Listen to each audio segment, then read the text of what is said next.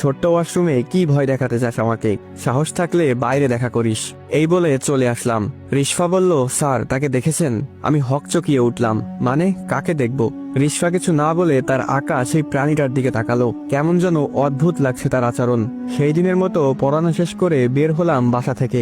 বাসার ভেতরের তাপমাত্রা আর বাইরের তাপমাত্রার অনেক পার্থক্য। বাসার ভেতরটা যেন অন্য একটা জগৎ। রাত তখন 2টা। আমি হিন্দু পাড়ার চিকন গলি দিয়ে হাঁটছি। তখন কোনো গাড়ি পাবো না জানি, তাই হেঁটেই যেতে হবে। হঠাৎ দেখলাম একটা গাছের নিচে কেউ একজন দাঁড়িয়ে আছে। তার মুখটা তো বোঝা যাচ্ছে না, কিন্তু দেহটা বিশাল আকৃতির, যেমনটা রেসলারদের হয়। আমি বুঝে গেলাম এটা অন্য কিছু, তাই তাকে পাশ কাটিয়ে যাওয়ার সময় বললাম, আর মানুষ পাইলি না ভয় দেখানোর জন্য? ওপাশ থেকে আওয়াজ এলো, তোকে তো ওয়াশরুমে মেরে ফেলতাম, কিন্তু তুই সাহসের কথা বলছস, তাই এখানে তোর জন্য অপেক্ষা করছিলাম, আমার সাহস দেখানোর জন্য।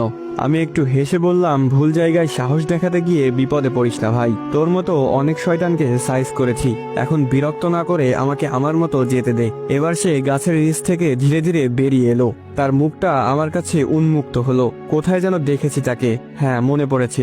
রিশফার আঁকা সেই অদ্ভুত প্রাণীটার মতো একদম। তার দেহ মানুষের মতো হলেও চেহারাটা ভয়ঙ্কর পশুর মতো। এবার একটু ঘাবড়ে গেলাম। আমি কিছু বলার আগেই সে বলল, দেখ তো আমার মতো কাউকে সাইজ করেছিস কিনা এর আগে। মুখে ভয়ঙ্কর একটা হাসি। আমি বললাম, আমাকে মারতে চাইলে এখনই মেরে ফেল, পরে আর এমন সুযোগ নাও পেতে পারিস। এবার সে একদম আমার সামনে এসে দাঁড়িয়ে জামার ভেতর থেকে তার লোমহর্ষ হাতটা বের করে আমার কাঁধে রাখলো।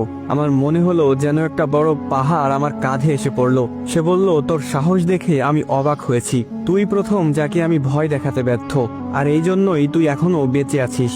তোকে একটা সুযোগ দিলাম আমি। এরপর থেকে রিশফাকে পড়ানো তো দূরের কথা, এই গ্রামের আশেপাশেও যেন তোকে না দেখি। এখন সোজা চলে যা, পেছনে তাকাবি না। এখান থেকে রিশফাদের বিল্ডিংটা স্পষ্ট দেখা যায়। বিল্ডিং এর দিকে একবার তাকিয়ে দেখলাম রিশফা ছাদে দাঁড়িয়ে আছে এবং এদিকেই তাকিয়ে আছে। চাঁদের আলোয় এত দূর থেকেও রিশফার মুখটা স্পষ্ট দেখা যাচ্ছে। বুঝলাম কিছুতে একটা গড়বড় আছে। আমি আর কথা না বাড়িয়ে সোজা হাঁটা শুরু করলাম। আর পড়াতে আসবো কিনা জানি না, সেটা নিয়ে পরে ভাবা যাবে। এখন বেশি সাহস দেখাতে গেলে হয়তো আর বেঁচে ফেরা হবে না। খুব দ্রুত পা চালালাম। আপাতত এই জায়গাটা ত্যাগ করতে হবে। হঠাৎ পেছন থেকে শীষ বাজানোর শব্দ ভেসে আসলো। আমি পেছনে না তাকিয়ে আরো জোরে হাঁটা দিলাম। শীষ বাজানোর শব্দটা যেন আমার সাথে সাথে আসছে। এই বুঝি আমাকে খপ করে ধরে ফেলবে পিছন থেকে। সহ্য করতে না পেরে দ্রুত পেছনে তাকালাম। আরে ভাই, তুই তো চলে যেতে বললি, তাহলে আবার এইসব করতেছস কেন? দেখলাম একটু দূরে একজন দাঁড়িয়ে আছে আর আমাকে হাতের ইশারায় ডাকছে। কাছে গিয়ে খেয়াল করলাম এটা সেই লোকটা যার কাছে আমি ঠিকানা জিজ্ঞেস করেছিলাম। এখনো সেই অদ্ভুত ভঙ্গিতে আমার দিকে তাকিয়ে আছে। আমি একটু ধমকের স্বরে বললাম, ওই মিয়া, এভাবে